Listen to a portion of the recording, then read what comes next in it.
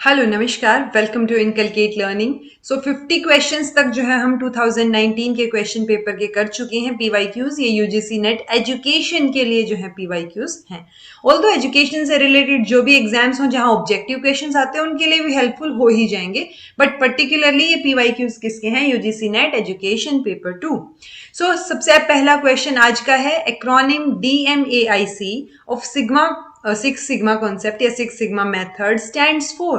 तो अगर आपने सिक्स सिग्मा कॉन्सेप्ट को पढ़ा है या मैंने करवाया था वो वीडियो देखी है या कहीं और से पढ़ा है तो आपको ये आंसर आता होगा। सो DMAIC, डी से अब ये क्या क्या एक्रोनिम्स है वो बताने हैं। Design, measure, assess, integrate and control.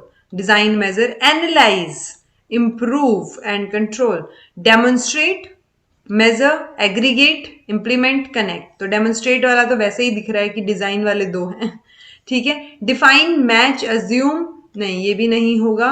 सो अब इसमें से देखना है हमें। सो ये इंप्रूव की बात तो पक्का करते हैं, इंप्रूव एंड कंट्रोल, तो बी जो है वो सही आंसर हो जाएगा। डिजाइन, मेजर, एनालाइज और improve and control. What are the measures suggested by UNCRPD? सबसे पहले तो आप UNCRPD की फुल फॉर्म ही याद रख लीजिएगा, United Nations convention on rights of persons with disabilities. So कौन कौन से मेजर जो है वो इनके अकॉर्डिंग सही है या इन्होंने सजेस्ट किए हैं? ये इंश्योर करते हैं फुल या फिर equal enjoyment of human rights, तो राइट ये ठीक है। Ensure fundamental freedom to all persons with disability, ये भी ठीक है। Ensure legal action for parents not sending children to school, so ऐसा तो कुछ नहीं है। Promote respect for inherent dignity of such children, so ये भी सही है। सो वो पेरेंट्स को लीगल एक्शन नहीं लेते अगर पेरेंट्स नहीं भेजना चाह रहे तो, क्योंकि पेरेंट्स ही फर्स्ट गार्जियन रहेंगे बच्चे के जब वो मेंटली ठीक नहीं है या विद डिसेबिलिटी है या वट एवर, ठीक है। सो पेरेंट्स के ऊपर कोई एक्शन नहीं होगा, यानी ए, बी और डी, यानी कि बी जो है वो सही आंसर रहेगा। नेक्स्ट है which of the following statements are true for a historical research design. So research design मैंने इससे पिछली वाली वीडियोस में सारे मोटे तौर पे बता दिए थे जो आपको पता होने चाहिए। इसका आंसर क्या रहेगा? So mostly based on qualitative data, testing hypothesis is an integral part. Testing hypothesis का हिस्टोरिकल रिसर्च में जो है वो लेना देना नहीं होता, क्योंकि आप पहले की चीजें उठा रहे हैं उनको इंटरप्रेट कर रहे हैं। Findings can be generalised to other situations, ऐसा भी नहीं होगा कि आप जनरलाइज करके थियरी बना रहे हैं। Data are examined for validity and authenticity, कि पहले जो डाटा है वो ऑथेंटिक है या वैलिड है या नहीं उसको एग्जामिन करने के लिए। Content analysis is used for data treatment, तो ये भी सही है, यानी ए, डी और ई, ADE यानी सी जो है वो सही आंसर इसका रहेगा। Which of the following statements are true from reliability of a research tool? So research tool की reliability से related terms हमें बतानी है। क्या reliability fix होती है एक given testing tool के लिए? आपने कोई भी tool उठा लिया, क्या उसके लिए fix रहेगी? ऐसा नहीं है, आपके जो scores होंगे उसके according वो change भी हो सकती है। So ये correlation होता है scores के साथ on the testing tool itself, ये सही है। Reliability can have negative values, ये नहीं होगा, नेगेटिव नहीं होंगी values. It varies from sample to sample, obviously आपके डाटा के अकॉर्डिंग चेंज होंगी ये। It is affected by variance of the score. So जैसे आपने एनालिसिस ऑफ वेरिएंस पढ़ा होगा, एनोवा, ठीक है। सो इस तरीके के वेरिएंसेस जो हैं वो अफेक्ट करेंगे इस चीज को। ऑब्वियसली जब आप टूल्स अलग अलग लेंगे तो वो चीजें अलग हो जाएंगी, यानी कि बी, डी और ई, BDE जो है वो सही आंसर हो जाएगा। तो बी ओवरऑल सही हो गया।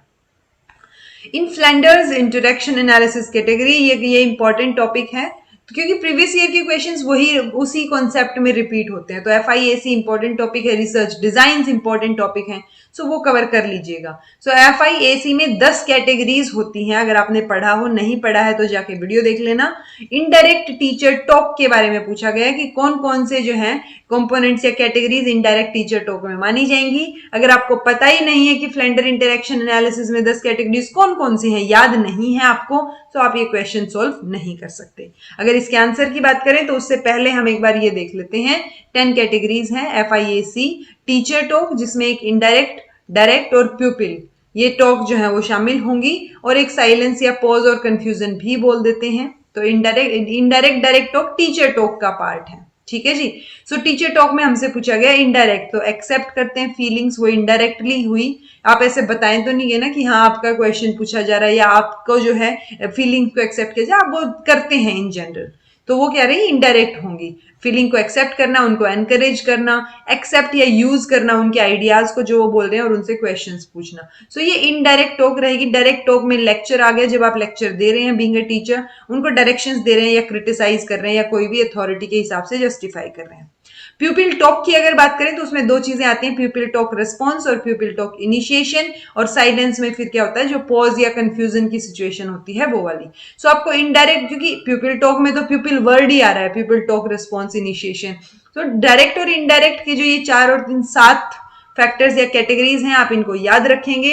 अगर आपको ये पता है तो अब आप आंसर बता दीजिए। यहाँ पे लेक्चरिंग क्या रहेगा, डायरेक्ट टीचर टॉक का रहेगा, डायरेक्शंस देना भी डायरेक्ट रहेगा, एक्सेप्टेंस ऑफ फीलिंग्स जो है वो इनडायरेक्ट होगा, क्रिटिसाइज करना भी डायरेक्ट है, प्रेजिंग और एनकरेजिंग, और उनसे कोई भी क्वेश्चंस पूछना या उनके आइडियाज को यूज करना।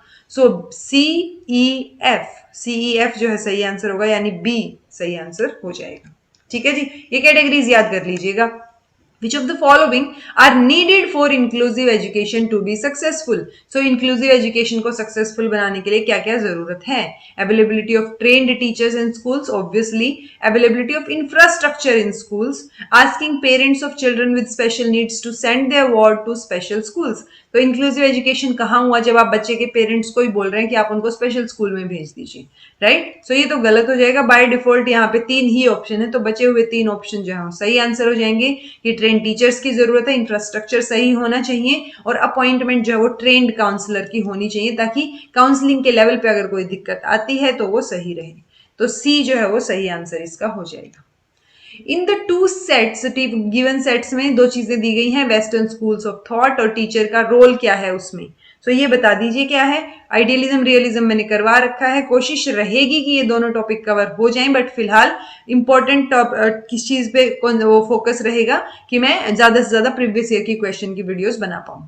सो आइडियलिज्म में क्या होता है कि आप एक रोल मॉडल की तरह लेते हैं टीचर को। सो रोल मॉडल कहाँ बोला गया, यहाँ बोला गया है to be a role model, तो थर्ड जो है वो सही होगा। अगर थर्ड के हिसाब से भी देखें तो आंसर तो बी हो गया, बट बाकी भी देख लेते हैं।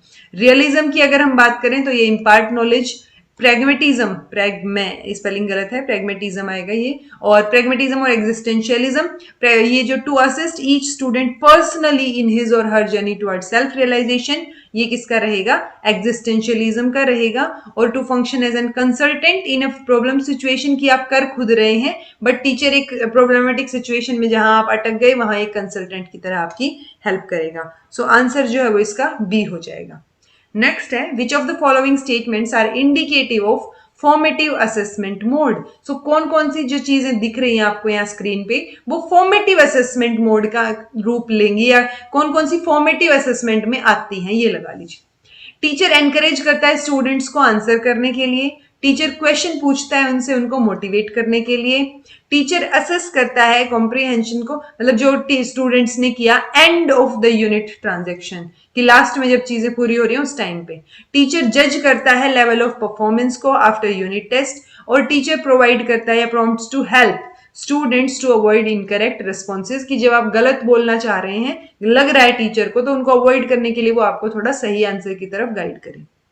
ठीक है। सो देखिए, जज वर्ड जहां आ गया, मैंने आपको असेसमेंट और इवेल्युएशन में डिफरेंस बताया था कि जजमेंट जो है एक तरीके से फैसला बताने वाली कि आप पास हैं आप फेल, वो इवेल्युएशन में होगा। ठीक है, उसमें भी समेटिव इवेल्युएशन में होगा। सो फॉर्मेटिव का मतलब क्या होता है, साल के दौरान जो आप चीजें कर रहे हैं। सो डी तो जो है वो नहीं रहेगा, अगर डी नहीं रहा तो सी और डी तो वैसे ही गलत हो गए। ठीक है, तो टीचर एनकरेज करता है स्टूडेंट्स को, ये सही है। टीचर क्वेश्चंस पूछता है बच्चों से उनको मोटिवेट करने के लिए, तो जो वो बीच में क्वेश्चंस पूछते हैं या बीच में कोई चीज करवाते हैं, वही तो फॉर्मेटिव असेसमेंट का पार्ट होता है, राइट। अब हमें देखना है कि सी और ई में से क्या ठीक है, यानी टीचर असेस करता है एंड में। सो एंड में तो नहीं आएगा, एंड में तो इवेल्युएशन या समेटिव असेसमेंट हो जाएगा। सो ई जो है वो रहेगा और हमारा क्या रहेगा, बी सही आंसर हो जाएगा। नेक्स्ट है रॉबर्ट गायने, बहुत इंपॉर्टेंट है ये, इनकी जो 8 लर्निंग के टाइप्स हैं वो आपको याद होने चाहिए, आप नहीं भूल सकते। ये उस टाइप के क्वेश्चंस हैं कि आप कोई थियरी है उससे रिलेटेड या कोई नॉर्मल फैक्चुअल चीजें हैं तो आप भूल नहीं सकते उनको एग्जाम में, अगर आपको जेआरएफ क्रैक करना है तो। सो रॉबर्ट गायने ने 8 लर्निंग दी है, उनमें से कॉन्सेप्ट लर्निंग से पहले यानी preceded concept learning, so concept learning से पहले कौन कौन सी लर्निंग टाइप्स जो है वो आएंगी। सो कॉन्सेप्ट अगर बिल्कुल मोटी सी बात है तो अभी कॉन्सेप्ट के बाद ही एक रूल बनेगा, तो जो रूल लर्निंग है वो बाद में आएगी, यानी ये तो आंसर नहीं रहेगा। ठीक है, रूल लर्निंग के अकॉर्डिंग ही आप क्या करते हैं, प्रॉब्लम सोल्व करते हैं, सो ये भी नहीं आएगा। सो बी, डी और ई, बी डी ई सी होना चाहिए, सही आंसर सी ही है। तो देखिए ये है 8 type of learning, signal learning, stimulus response या एसआर लर्निंग जिसको बोल दिया जाता है, चेनिंग, verbal association, multiple discrimination, concept learning, rule learning और प्रॉब्लम सॉल्विंग। ये इसी हायरार्की में आप याद रखेंगे, प्रॉब्लम सॉल्विंग सबसे ऊपर का पार्ट होता है, सिग्नल लर्निंग से चीजें शुरू होती हैं। सो किसके बाद कौन सा है ये ध्यान रखना है, वही बताया, पूछा गया हमसे कि कॉन्सेप्ट लर्निंग से पहले की चीजें कौन कौन सी हैं। लास्ट क्वेश्चन है आज का, the ethical and social issues of information systems are becoming more important these days because of increased. So जो एथिकल इंफॉर्मेशन सिस्टम की जब हम बात करें तो एथिकल सोशल इश्यूज जो वो इंक्रीज हो रहे हैं और वो बहुत इंपॉर्टेंट हो जाते हैं आज के दिन में। क्यों हो जाते हैं, क्योंकि इंटरनेट का यूज बढ़ रहा है, बिल्कुल सही है ये। न्यू टेक्नोलॉजी को सीख रहे हैं, मतलब use of learning new technology, तो वो तो आप सीखते ही रहते हैं, वैसे भी कुछ ना कुछ नया आता रहता है, तो उससे रिलेटेड नहीं होगा ये। Monitoring of employees in the institution या cost of information system, use of interconnected information system. So interconnected है चीजें और इंटरनेट यूज हो रहा है, उस वजह से जो है वो ज्यादा चीजें आजकल इंक्रीज हो रही हैं। सो ए और डी, सॉरी ए और ई, ये सही आंसर हो जाएगा। ठीक है जी, अगर आपको कुछ समझ नहीं आया है तो कमेंट करके पूछ लीजिएगा। This was all about today, thank you so much for watching, be happy and keep smiling.